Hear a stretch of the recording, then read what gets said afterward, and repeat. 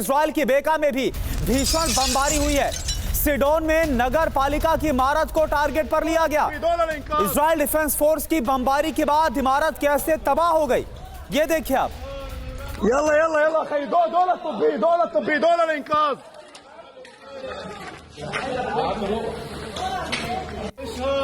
يلا يلا يلا خي دولة طبي دولة طبي دولة الإنقاذ।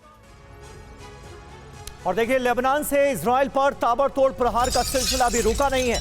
Hezbollah ने एक्रे शहर पर दागी मिसाइल हमले में एक इमारत की छत कैसे तबाह हो गई, ये तस्वीरें आप देख सकते हैं। कई लोगों के घायल होने की खबर भी सामने आ रही है इस हमले में।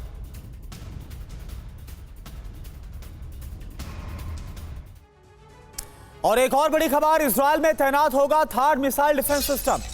अमेरिका इजराइल को देगा third defence system. Third system को ऑपरेट करने के लिए अमेरिकी सैनिक जाएंगे इजराइल को जल्द मिल सकता है थार्ड डिफेंस सिस्टम।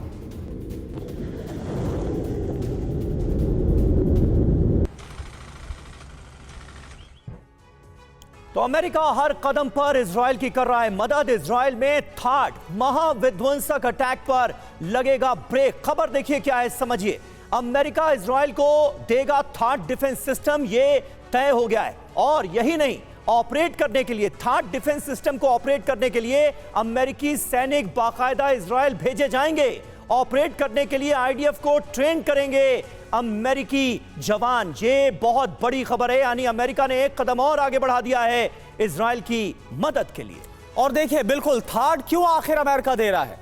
दरअसल ईरानी हमलों से बचने के लिए, ईरानी बैलिस्टिक मिसाइल हमले से बचने के लिए यह डिफेंस सिस्टम दिया जा रहा है।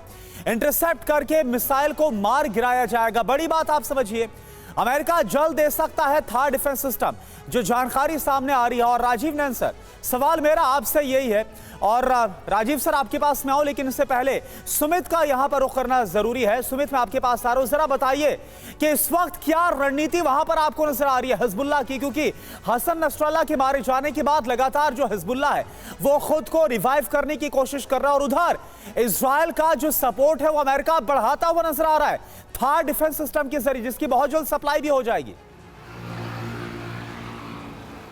बिल्कुल, देखिए अभी रणनीति बिल्कुल मैं आपको बताऊं कि कल शनिवार के दिन एक बड़ी मीटिंग का आयोजन या फिर मीटिंग को करने की कोशिश की गई थी हिजबुल्लाह के दौरान, लेकिन बाद में वो मीटिंग एंड मोमेंट पर कैंसिल कर दी गई, क्योंकि हिजबुल्लाह को ये डर था कि अगर उन्होंने बेरूट के आसपास के इलाकों में दोबारा से कोई बड़ी मीटिंग की तो निश्चित तौर पर इजराइल की तरफ से कोई अटैक आएगा, और जो उनके बचे कुचे कमांडर्स हैं जो लगातार अभी ग्राउंड पर काम कर रहे हैं या फिर बेरूट के आसपास के इलाकों में काम कर रहे हैं, वो मारे जाएंगे। तो अभी ये डर है खासतौर पर हिजबुल्लाह में कि वो कहीं पर भी इकट्ठे नहीं हो रहे हैं। दूसरी तरफ हिजबुल्लाह की अब ये कोशिश है बेस जो है वो धाइया या फिर आप कह सकते हैं कि बेरूट के इलाकों से निकालकर दूसरे इलाकों में शिफ्ट करे। वो नॉर्थ के इलाके हैं, वो ईस्ट ऑफ लेबनान के इलाके हैं जो सीरिया और लेबनान के बॉर्डर पर हैं, जो द्रूज और क्रिश्चियन पॉपुलेशन एरिया है। तो दरअसल अब हिजबुल्लाह की कोशिश है कि वो अब पॉपुलेशन में मिक्स हो जाए। पहले हिजबुल्लाह एक जगह पर रहकर, धाइया में रहकर अपने हेडक्वार्टर से, अपनी जगहों से काम करता था, लेकिन अब वो दूसरी पॉपुलेशन एरिया में घुस रहा है। दूसरी एक और इंपॉर्टेंट चीज जो हमने साउथ लेबनान में देखी, साउथ लेबनान के अंदर वो अपने कमांडर्स को कंसोलिडेट कर रहे हैं, और दूसरी और एक और इंपॉर्टेंट बात ये कि वो प्रिकॉशनरी मेजर्स लेते हुए सी शोर्स एरियाज के अंदर अपने स्टील वॉल्स को क्रिएट करना, लगातार अपने बेसिस को मजबूत करना और लॉन्ग रेंज मिसाइल्स का इस्तेमाल करना दूसरे इलाकों से। तो ऐसी रणनीति हिजबुल्लाह इसलिए इस्तेमाल कर रहा है क्योंकि हिजबुल्लाह को ये पता है कि अब इजराइल की पूरी नजर है, पूरा सर्वेलेंस है, और इजराइल के अंदर इजराइल का जो भी अटैक होता है बेरूट में, हिजबुल्लाह को लगता है कि एक बार फिर से उनकी लोकेशंस कॉम्प्रोमाइज हो गए। बिल्कुल, हिजबुल्लाह की तैयारियों के बारे में डिटेल से आपने जानकारी दी। एम्बेसडर योगेश हमारे साथ मौजूद हैं। योगेश जी, किस तरह से आप देखते हैं इस डेवलपमेंट को? ऐसा लग रहा है कि अमेरिका ने एक कदम और आगे बढ़ा दिया है। थर्ड डिफेंस सिस्टम का इजराइल को देने का ऐलान जो सामने आया है एक तरह से, और कुछ ही दिनों में यह सिस्टम मिलने भी जा रहा है इजराइल को। न सिर्फ सिस्टम मिल रहा है बल्कि अमेरिका बाकायदा अपने जवानों को भेजेगा इजराइल, जो आकर यहां पर आईडीएफ के जवानों को ट्रेन करेंगे। ये क्या बता रहा है? कथनी और करनी में तो बड़ा अंतर नजर आ रहा है अमेरिका के मद्देनजर भी अगर देखा जाए।